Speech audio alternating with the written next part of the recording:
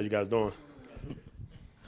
Clayton, do you believe in the concept, or do you have a captain on the defense? Maybe not just somebody who makes the calls on the field, but a guy say, that's the guy I need to lead these guys? But we have some guys who we haven't really particularly named the captain. We have some guys who's been in our defense who understands the ins and outs and the details. We have, up front, you got the Zach Pickens, and actually Jordan Birch understands the call stretch. Jordan Strawn does as well. Not particularly right now. At linebacker, you got Brad, who's pretty much understands everything, and you have RJ on the back end. And where does Cam Smith kind of fit in among that group, not only to be a leader, but saying, like, that may be the most quote-unquote talented, pro-ready guy? Yep. How does he fit in? He fit in. Obviously, he definitely fits in on the defense. But he is, when it comes to leadership and being a captain, he's one of our smartest football players in regards of, on the field, meaning he understands the details. He understands what we're trying to stop. He understands the strengths and weaknesses of all calls. Really good, really smart player. But so we have, it's more, I don't want to say by committee right now, but we're definitely, that's what it feels like right now. Yep.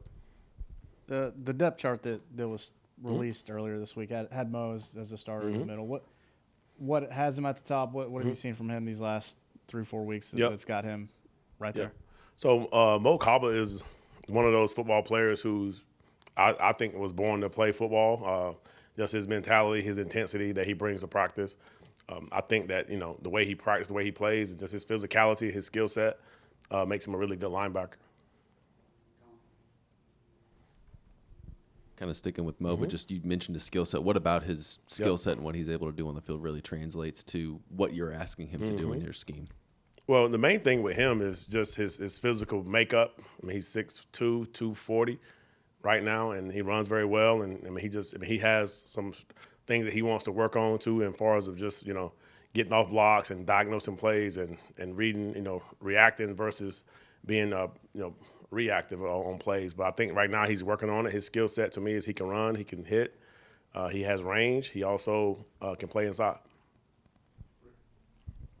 Going back to Cam, does he have the right mixture of temperament, confidence, maybe a little ego, and some nasty in him that makes him successful back there? Absolutely. He's definitely the kind of defensive back and football player that every coach wished they had on their team in regards of the entire makeup of a legitimate cover corner that can cover most guys in the country. Yes, he does. He definitely does, without a doubt. We saw in the depth chart that Alex Huntley won that second starting defensive tackle spot alongside Pickens. How did he kind of emerge from a pretty crowded group there to win that job? Y'all really love the depth chart for real. Y'all really, really do. As coach, I think Coach Beamer, we talked about it probably for 30 seconds, but it's one of those things where you can see a guy emerging, who guys coming on, how confident they're playing, the plays they make throughout training camp, and just their durability and their availability. I'm not going to say. I'm not going to even say the words. But you do have a bunch of freshmen who at DB who you've known for a while that you're going to have to probably count on them at times this year. Now that you're a few days away from that, and you got a bunch of those guys who are really close to playing significant snaps for you. Where are you guys at with comfort level in that group? Yep. I'm going to challenge you guys not to say the word depth chart the rest of this. But we can ask any question, but let's not say the word depth chart. So there are some talented guys back there that's lined up back there. Those guys, they put on a show this August. I'm just going to be honest with you. They really came to work. They came ready out of high school. And those guys, they put the work in from the summer, Zoom meetings, and they put it on the field. And they have physical makeups, and they have football IQ that you cannot coach. And, they're going to be really, really, really good football players. And I don't want to go too crazy, but they're still going to be freshmen. They're going to make a mistake. They're going to miss a tackle. They're going to hopefully not blow a coverage. But you guys are going to like them in the future, I promise you. Clayton, I'm going to flip it to Georgia State a little bit for you. Obviously, they're kind of known as a run-first offense. What have you guys seen on tape from them, and what do you think is the biggest challenge they're going to pose to your front? Yep. Just to start with them, I'm very familiar with them. It's been my third time playing them. WKU was my last game actually against them. I'm glad I didn't get offered this job off the game. It was off the full body of work. But they're a good football team. The quarterback, Granger, really good player. The running back, Greg, and they have Williams at tailback, really good player. They're downhill, 227 yards a game. They have wideouts, and I think Creedle There's a wide receiver, Thrash, along with Dixon. Great makeups of guys who can get down the field and run, get in space. The tight end, Payne, other tight end, Laney's pretty good. I mean, Payne last year was the backup, so he's probably excited about his new expanded role. The offensive line is very experienced, 62, 64, 73, 79, and then I think the Eastern Illinois transfer. So he's strong as well. So it's a good club. It's a really good football team, and they're physical. They have a lot of pride, and so do we. Not going to say it, but Boogie was listed there, but there seems to be a lot of quality guys behind him. How much of a luxury is it to have that group of interior players that you can swap in and out and not have to use up that kind of energy? So when you play in the Southeastern Conference, you have to have mass because mass kicks. But, yes, so the more of those guys we have, the better off we're going to have a chance to play meaningful football in the month of November. Because it's a physical league. It's a physical 14 weeks, however we're finna do this thing. But mass kicks, boom, and you have it in November. That's the ultimate goal. But the more guys we have, the better off the Gamecocks are going to be. Clayton, maybe this doesn't matter, but I mean, looking at last year, I think the defense was a group that, at least from the outside, I think a lot of people perceive might be a weakness. You guys come into this year, and it feels like, at least from the outside, this might be a group that can really help this team and keep you guys in some games and anchor this team. I guess just, is that something that, A, it gets discussed at all, and B, I guess just where do you feel like this defense is from year one to year two, and what is it about this group that you feel like maybe can give you guys some really good chances to win some football games? The main thing about this group is that we want to make sure that we coach with a chip on our shoulder. I feel like every day I wake up, I have something to prove. And we're trying to give that mindset to our guys. We want the chip on our shoulder to be so big that you can't even turn around.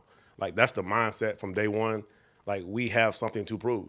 End of story. If you just have that mindset every single day, you can have good days, you can have ups and downs, but our mindset is, like, we have something to prove. And so that's how we kind of keep our feet to the pedal. Kind of going off that, we heard a couple players in here yesterday talking about being hard-nosed, kind of to set the tone week one. What kind of tone do you want to set as a defensive coordinator for week one ahead of a long season? The main thing, really, the football is all about, can you get better? Can you find a way to improve on your last opportunity that you had? Like, obviously last year, you want to improve every single year, every single game. You want to get better. I think right now our guys, just as a coordinator, I just want to make sure that our guys understand the plan. We play clean. We get our hands on some footballs. We play together, team defense, feeding off each other, flying to the football, making plays when they stop. And if it gets down to the fourth quarter and it's on our back, we come away victorious. Like, that's really I care about the other stuff in the offseason as far as the stats and the numbers and stuff. But right now, it's about getting as many W's as you possibly can. Where does your shirt sit on your polo depth chart? This shirt, I get this from Larry. Gave this to us last year.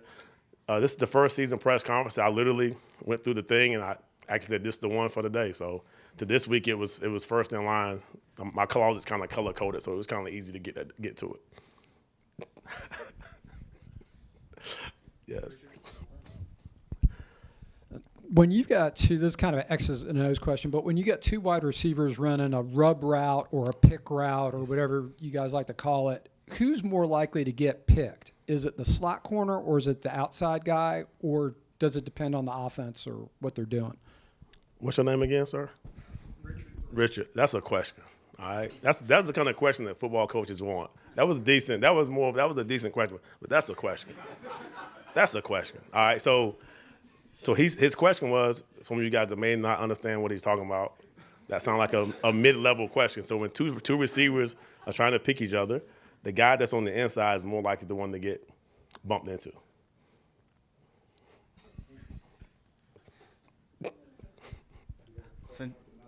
Since you were looking over here when you said that, if you had to pick a third-team quarterback and put it on the depth chart for the who? offense here, who would you? For what offense? For South Carolina.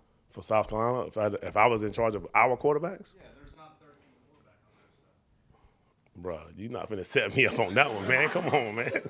Me. I mean, I'll take it. It'd be me, man. No, 49, I lost some money on that one. My goodness, man. See y'all. Take care. Have a good one, man.